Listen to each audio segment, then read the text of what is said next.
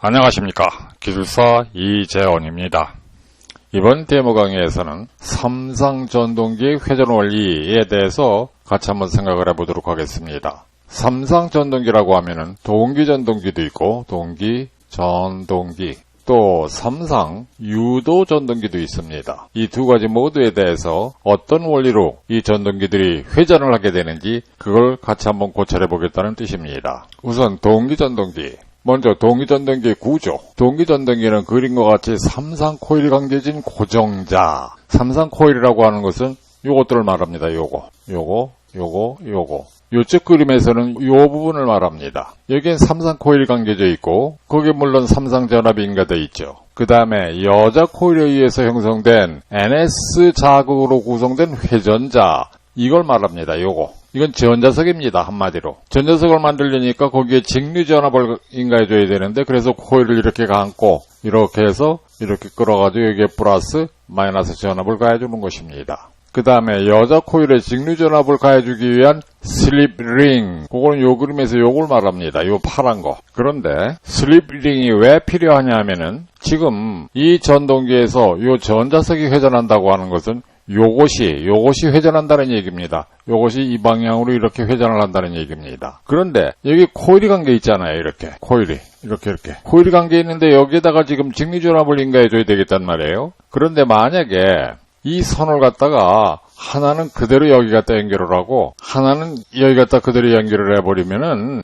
이거 몇 바퀴만 돌아가면은 이 선 비압에 꼬여가지고 다 끊어져 버릴 거란 말이에요. 그래서 그런 현상을 방지하기 위해서 요렇게 슬립링과 요 빨간 건 브러쉬입니다. 브러쉬를 사용합니다. 요 슬립링은 이 전동기 축에 직결돼 가지고 같이 돌아가는 겁니다. 그리고 요 브러쉬는 요거하고 요거요. 요거는 정유기에서 나온 선을 거기다 연결을 해서 브러쉬는 회전하지 않습니다. 고정된 상태에서 요 브러쉬에 적당한 스프링 텐션으로 눌려가지고 미끄러져 돌아갑니다. 그래서 미끄러진다는 뜻의 슬립링이 이라는 이름이 붙은 것입니다. 그리고 요거는 정유기입니다. 여기서 직류전압을 얻기 위한 정유기. 요거는 단상 전파 정유기죠. 그래서 요 A상에서 한 선을 끌어오고 그 다음에 C상에서 한 선을 끌어오고 해가지고 그걸 전파 정유해서 브러쉬와 슬립링을 통해서 여기 있는 코일에 직류전압을 가해주기 위한 것입니다. 조금 올리고요. 이 동기전동기 회전 원리는 아주 간단해요. 삼상권선에 삼상조율과 그러면 회전자계가 형성되죠. 그래서 그 내부에 있는 전자석 주위를 회전하게 돼요. 그럼 이때 내부에 있는 전자석이 회전자계에 의해 끌려서 회전하는 겁니다. 근데 이렇게 말로만 하면 그게 잘 감이 안 잡히기 때문에 내가 그림으로 보충 설명을 드리겠습니다. 우선 삼상권선이 뭔가부터 보세요. 삼상권선이 이런 겁니다. 예를 들어 여기 A상, B상, C상이 있잖아요. 이게 삼상권선이에요. 이건 내가 만든 건데 이 PVC 파이프에다가 내가 선을 감아가지고 이렇게 만든 겁니다. 요거는 위에서 바로 내려다보고 찍은 거고 요거는 측면에서 보고 찍은 거고 이건 뒤에서 보고 찍은 겁니다. 삼상권선이니까 그 선의 끝이 두 개씩 있죠. 그래서 하나, 둘, 셋, 넷, 다섯, 여섯 개의 끝이 있습니다. 이 세 개의 코일은 각각 여기서 전류가 흘러 들어가면 여기서 전류가 흘러나올 것입니다. 또 여기서 전류가 흘러 들어가면 여기선 전류가 흘러나올 것이에요. 방향으로 봐서. 그 다음에 여기서 전류가 흘러 들어가면 여기선 전류가 흘러나올 것입니다. 여기서 흘러 들어간다는 말은 이 지면에서 저 뒤쪽으로 흘러 들어간다는 얘기고 흘러나온다는 얘기는 저 지면 뒤쪽에서 내 앞으로 흘러나온다는 뜻입니다. 그렇게 삼상전류가 흐르게 되면 그 코일은 회전자계를 만들죠. 회전자계라고 하는 것은 이런 거죠. 여기에 지금 이걸 하나의 말급자석이라고 보세요. N극과 S극에 있는 말급자석. 이게 말급자석이에요, 지금. 그럼 회전자계라고 하는 것은 이런 말급자석이 이 주위를 이렇게 회전한다는 뜻입니다. 이렇게 회전해요. 물론 역상이 되면 반대 방향으로도 회전합니다. 회전자계는 이런 식으로. 그런데 이 회전자계가 지금 현재 요 위치에 있을 때 요거는 지금 내부에 있는 전자석인데 요렇게 N극, S극이 요렇게 있으면은 저희들끼리 서로 아무리 잡아당겨도 이 내부 회전자에는 이쪽으로 돌리려고 하는 힘이 발생하지 않을 거예요. 이렇게 돌려주는 힘을 갖다 우리가 토크라고 합니다. 토크. T-O-R-Q-U-E. 토크라고 하는데, 요렇게 자극들이 일직선으로 있을 때는 토크가 발생하지 않아요. 그런데 요 회전자계가 이쯤 왔다고 생각해 봅시다. 그렇게 되면 자 이제는 요 N극은 요 S극을 잡아 당길 것이고 또 요 S극은 요 N극을 잡아 당길 것이란 말이에요. 그러니까 이 회전자가 이쪽으로 회전하는 힘을 받게 돼요. 요런 힘에 의해서 이 내부에 있는 전자석이 회전하는 겁니다. 물론 여기가 축이죠. 여기 전동기 축이 여기 지금 있는 겁니다. 그래서 이 회전자계가 회전을 하게 되면 회전자계만 회전을 하는 것이 아니라 이 전자석도 따라서 돌아갈 수밖에 없게 돼 있습니다. 즉 이런 식으로 따라 돌아갑니다. 이렇게 계속 이렇게 돌아가요. 이것이 동기전동기가 회전하는 원리입니다. 그런데 여기서 지금 내부 전자석의 방향은 이 방향, 지금 외부 회전자계의 방향은 이 방향인데 여기서 이런 각이 생기죠. 이 각을 갖다가 우리는 부하각이라고 그래요. 이 전동기에 아주 무거운 기대적인 부하가 걸려 있을 때는 이 각이 점점 더 커집니다. 그리고 부하가 아주 가벼운 곳이 있을 때는 이 각이 점점 작아져요. 뭐 이런 식으로 이게 작아집니다. 그리고 요 회전시키는 힘은 이렇게 해서 이 부하각이 이와 같이 90도가 됐을 때 그때 제일 강합니다. 즉 이때는 이 N극은 이 S극을 잡아 당기고 또 이 N극은 이 N극을 밀고 또 이 S극은 이 N극을 잡아 당기고 또 이 S극은 이 S극을 밀어요. 그래서 요 90도가 됐을 때 가장 강합니다. 그래서 요 각을 각 세타라고 하면은 요걸 아까 부하각이라고 말씀드렸는데 이 전동기가 회전하는 토크는 각 사인 세타에 비례합니다. 사인 세타는 사인 90도일 때 최대가 되죠.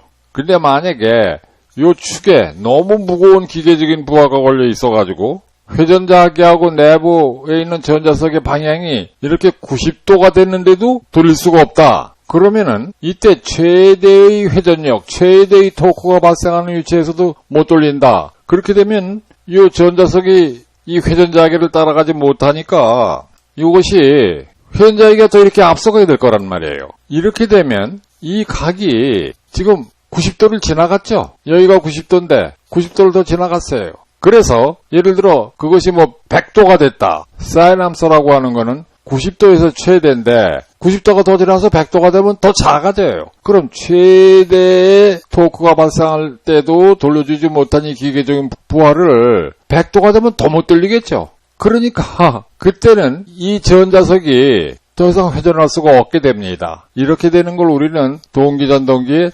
탈조라고 합니다. 자, 이쯤이면은 동기전동기가 회전하는 원리를 다 이해하셨으리라고 생각이 됩니다. 다시 한번 회전하는 형태를 보면은 이런 식으로 돼가지고 이렇게 해서 외부의 회전자계와 내부 전자석은 일정한 각도를 가지고 똑같이 회전합니다. 그러니까 동기전동기는 그 회전 속도가 동기 속도로 일정하게 되는 것입니다. 이극전동기에서 동기전동기는 정확히 3600rpm으로 회전합니다. 이것이 물론 60Hz의 전원이라면 이건 이제 그만 보고요. 자, 그 다음은 유도전동기인데 유도전동기의 회전 원리는 동기전동기보다 좀 상당히 복잡합니다. 우선 유도전동기의 회전 원리를 이해하기 위해서는 인덕턴스의 특성을 알아야 합니다. 질량을 가진 물체는 관성의 법칙에 의해서 그 속도를 영원히 그대로 유지하려고 합니다. 그런데 코일도 비슷한 성질을 가지고 있어요. 우리가 코일이라고 하면 거기에 인덕턴스라는 것이 있죠. 그래서 이 인덕턴스는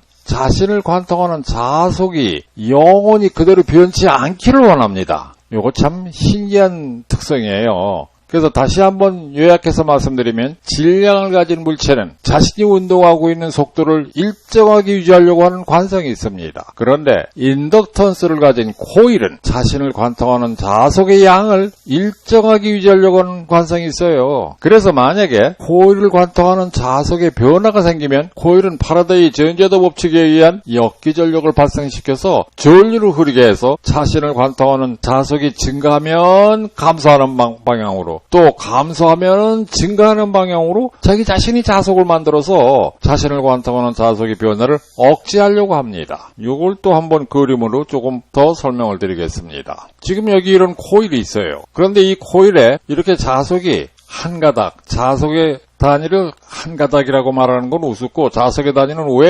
웨버라는 단위를 쓰니까 1웨버라고 하죠. 1웨버의 자석이 이 코일을 원래 관통을 하고 있었어요. 그랬는데 웨브에 다른 자석이 작용을 해가지고 이게 자꾸 이렇게 늘어나요. 이렇게 하나가 늘어나고 또 둘이 늘어나고. 그런데 이 코일의 입장에서는 자석이 늘어나는 게 싫거든요. 원래 이때는 하나만 있으면 됐어. 왜 자꾸 늘어나? 하는 생각이 들어서 이 늘어나는 거를 방지하기 위한 방법이 뭐예요? 자기 자신이 이 코일의 전압을 유기해서 이 방향으로 전류가 흐르게 해가지고 그 다음에 이 방향으로 지가 늘어난 것만큼, 즉 2웨버가 늘어났으니까 지가 반대 방향으로 2웨버의 자석을 만들어가지고 요 두 개를 상쇄시켜버리려고 합니다. 이것이 코일을 관통하는 자석이 증가할 때 이 코일이 하는 일이에요.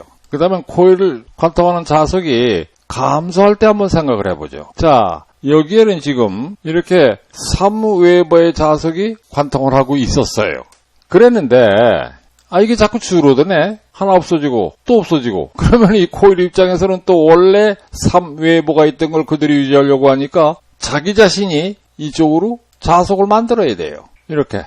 근데 이쪽으로 자석을 만들려고 하면 이번에는 이 방향으로 전류가 흘러야 됩니다. 이 방향으로. 그러려면은 그 방향으로 전류가 저절로 흐르진 않잖아요. 그래서 그 방향으로 전압을 유기해서 전류가 흐르게 해가지고 요 두 개의 자석을 자기가 만들어서 원래 있던 3웨버의 자석을 유지하려고 합니다. 이것이 코일에 관통하는 자석의 시간에 대한 변화율, 즉 dt분의 d파이, 요거는 자석의 시간에 대한 변화율이죠. 변화할 때 코일은 그 코일의 권회수에다가 자석의 시간에 대한 변화를 곱하고 이퀄 마이너스 n dt분의 d파이 볼트만큼의 전압을 유기하는 원리입니다. 요걸 갖다 우리는 뭐라고 그래요? 파라데이의 전자유도 법칙이라고 그러죠. 파라데이의 전자유도 법칙. 전자유도 법칙. 자, 이제 이건 그만하고요. 이건 닫고요. 좀 올리고요. 이제 삼상 유도전등기 회전 원리에 대해서 말씀을 드려야 되는데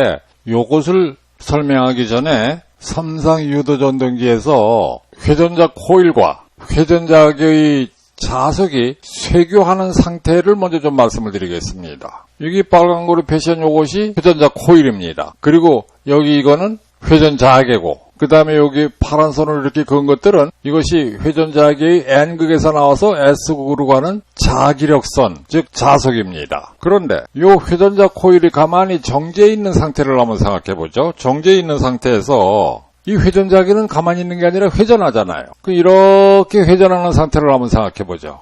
이 방향으로 돌립시다. 그러면은 여기 있을 때는 이렇게 회전자 코일과 이 회전자계가 수직으로 있을 때 이 코일을 관통하는 자석은 최대가 될 것입니다. 제일 많아요. 그런데 이것이 이렇게 회전을 하게 되면 이 코일을 관통하는 자석이 점점 줄어들어요. 보세요. 아까 여기서는 요 맨 양쪽에 있는 것만 빼놓고 나머지는 다 이 코일을 관통하고 있었어요. 그리고 지금 내가 여기 지금 자기력선을 이렇게 한 10가닥 정도 그려놨는데 사실은 이 자기력선은 무수히 많습니다. 천문학적인 숫자예요. 그렇기 때문에 여기에 여기 전부 꽉 찼다고 봐야 되겠죠. 이렇게 완전히 다 찬 거예요. 그래서 이제 이렇게 있을 때 이것이 이제 코일을 관통하는 자석이 최대가 됐다가 이렇게 회전하는 걸 한번 생각해 보죠. 이렇게 이만큼 와서도 벌써 요거하고 내가 그린 요 자기력선은 코일을 관통하지 않잖아요. 그랬다가 이게 더 돌아가면은 이제는 요것도 관통하지 않잖아요.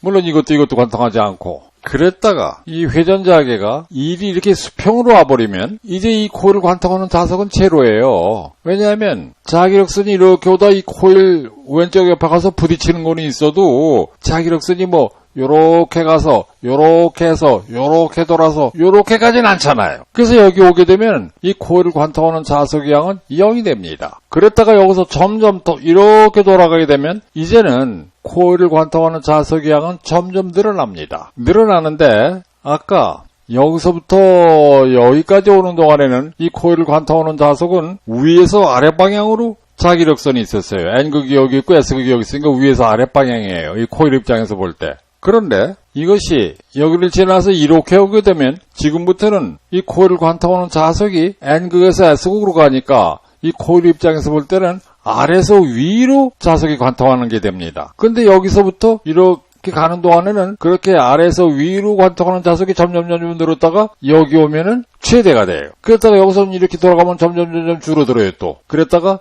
여기 오게 되면 이제 또 0이 돼요. 그랬다가 이번에는 또 이렇게 가게 되면 이번엔 또다시 위에서 아래로 관통하는 자석이 증가하게 되죠. 그렇게 해서 점점 더 돌아가서 여기 오게 되면 이젠 위에서 아래로 관통하는 자석의 양이 최대가 됩니다. 자, 요런 개념을 가지고 이제 다시 본론으로 돌아가죠. 우선 그림 1에서 회전자계가 요거 지금 회전자계를 표시한 겁니다. 회전자계가 여기 있다가 이쪽으로 이렇게 왔어요. 오는 동안에 자석은 감소한다고 그랬죠. 즉 여기서 이렇게 여기까지 회전하는 동안에는 위에서 아래로 향하던 자석이 점점 감소해요. 근데 그렇게 감소하면 이 코일은 어떻게 한다고 그랬어요? 지금 이 화살표 방향으로 이 방향으로 전류를 흘려가지고 지가 위에서 아래로 향하는 자석을 만들어서 감소하는 자석을 보충하려고 합니다. 그런데 이 회전자 코일의 이 방향으로 전류가 흐른다는 얘기는 뭐예요? 이렇게 되면 암페의 오르나서 법칙에 의해서 이 방향으로 자계가 형성이 됩니다. 근데 그때 여기 만들어지는 자계는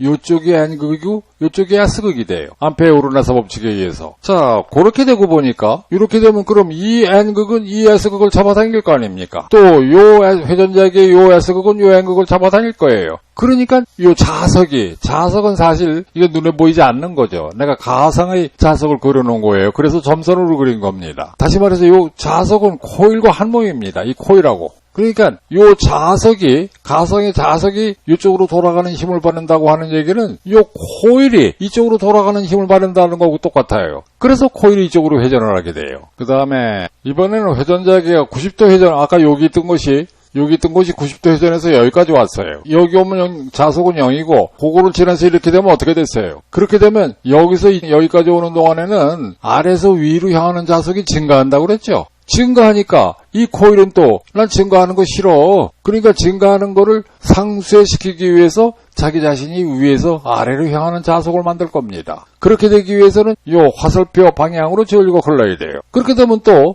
여기에는 S극, 여기에는 N극이 형성되고 그러면은 요 N극을 밀 것이고 또 요 N극은 요 S극을 잡아당길 것이고 이것도 마찬가지죠. 요 S극은 요 S극을 밀 것이고 또 요 S극은 요 N극을 잡아당길 것이에요. 그래서 지금도 이 가상의 자석 또는 이 코일이 이쪽으로 회전하는 힘을 받게 돼요. 다음에는 여기 있던 회전자계가 또 90도 더 회전해서 여기까지 왔어요. 그럼 여기 왔을 때가 이 코일을 아래에서 위로 관통하는 자석이 최대였는데 요점을 지나고 나서부터는 어때요? 이 아래에서 위로 관통하는 자석이 점점 또 감소하겠죠. 감소하니까 이 코일 입장에서는 난 감소하는 거 싫으니까 내가 이 방향으로 자석을 만들어가지고 그 감소하는 걸 보충하려고 하는 거죠. 그런데 그 방향으로 자석을 만들기 위해서는 이제 이 방향으로 전류가 흘러야 돼요, 코일에. 물론 또 그 방향으로 전류가 흐르기 위해서는 그 방향으로 전압을 자기 자신이 유기하는 겁니다. 그렇게 해서 이번에는 이쪽에 N극이 되고 이쪽에 S극이 되는 가상의 자석을 만들어요. 그럼 지금도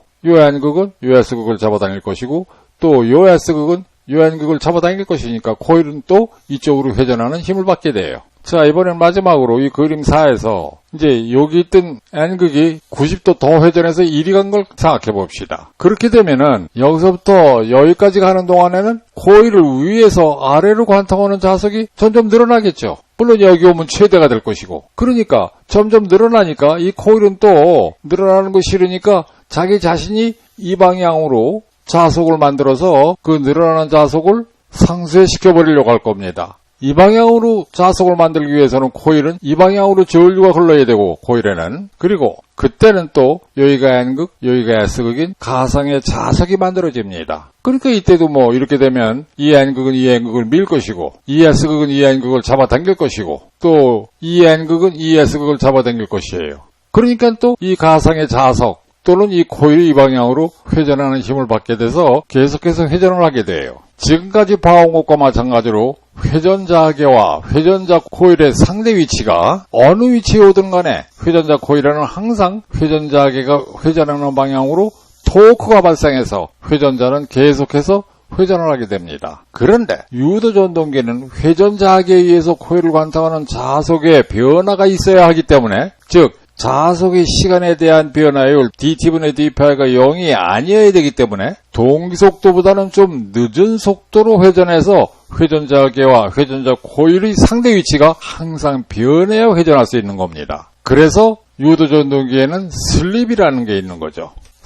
슬립이란 예를 들어 사극기 같으면은 동기속도는 1800rpm인데 실제로 유도 전동기는 예를 들어 1750rpm으로 회전한다, 이 정도가 되는 거죠. 즉 1800rpm보다는 약간 늦은 속도로 회전해야 돼요. 그래야 이 코일을 관통하는 자속이 변화하니까요. 그 자속이 변화해야 그 코일을 관통하는 자속의 시간에 대한 변화율이 0이 안 되는 거고. 그래서 이 슬립이라는 게 뭐예요? 요 밑에 말한 대로 예를 들어 1800rpm이 동기속도인데 거기서 1750rpm을 빼가지고 그걸 1800으로 나눈 거 여기다 곱하기 100% 해가지고 계산하는 것이 이 슬립이죠.